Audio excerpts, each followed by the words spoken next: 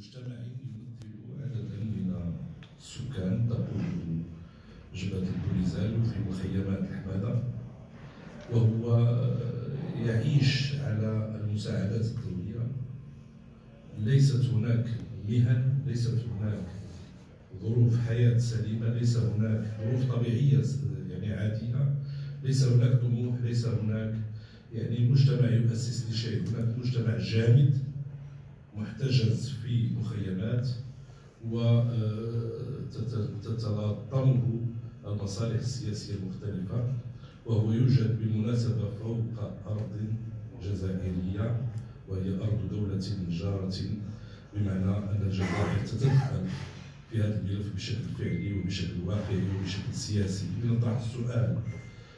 ما هو الوضع القانوني لهذه المناطق التي توجد فيها المخيمات؟ هل هي اقتطاع من أراضي جزائرية لصالح إدارة أخرى تمثلها جبهة البوليزاريو؟ ما وضعية هذا المجال الجغرافي؟ هل الشعب الجزائري يعني شارك في استفتاء ليسلم إدارة هذا الجزء من ترابه للمجموعات المسلحة؟ ما يؤسف كذلك هو السماح للدبلوماسية وللسياسة الخارجية الجزائرية بغض النظر عن الظروف التي يعني خلقت هذا الموقف لم تستطع أن تتغير مع المتغيرات الحاصلة. المغرب اليوم في وضع مريح فيما يخص قضية الصحراء المغربية، على اعتبار أن الشرعية التاريخية والوجود فوق الأرض من الناحية الواقعية، وكذلك المكاسب السياسية والدبلوماسية والتوجه التنموي الذي ساهمت فيه الدولة في هذه الأقاليم، بالإضافة إلى شمل الإصلاحات الدستورية والسياسية لكل الإقليم الوطني، ثم ما وصلنا إليه حتى في التدبير الأممي في مواجهة المينورسو وفي مواجهة الأمم المتحدة، حينما أصبحنا لا نتحدث عن شريط عازل بالحدود المغربية الموريتانية بعد حادث الجرجرات، ثم إن المملكة المغربية كذلك اليوم هي تدفع في اتجاه يعني حسم هذا الملف سياسيا ودبلوماسيا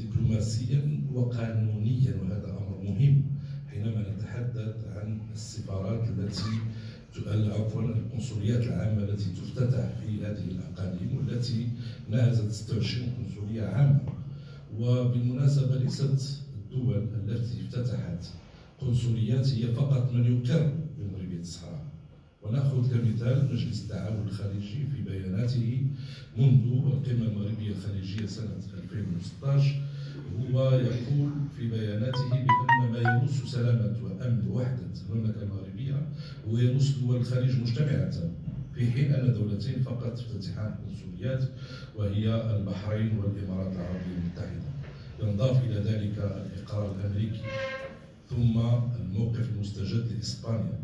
والموقف الألماني، والموقف البلجيكي، وموقف 40% أو 40% من الدول الإفريقية الذي أشار إليه جلالة الملك في خطاب شنبوشت. إذا نحن لسنا في موقع شك في أن المغرب يحقق حسم هذا الملف من الناحية الواقعية، ولكن من الناحية التدبير الأممي لابد من التعاطي مع هذه القضية إلى أن تحسم بشكل نهائي، وأن تنطلق شعوب المنطقة في قضايا أكبر، قضايا التنمية،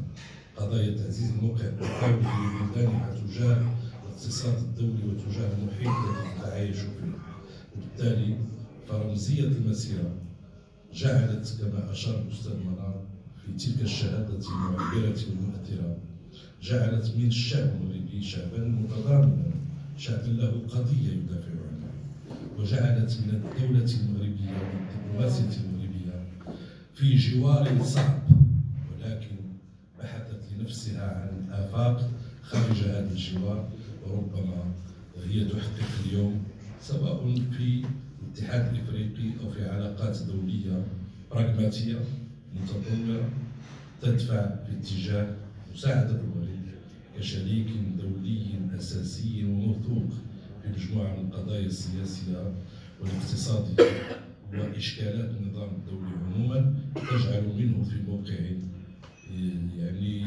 مدعوم من المجتمع الدولي في قضيته الأساسية وهي قضية الصراع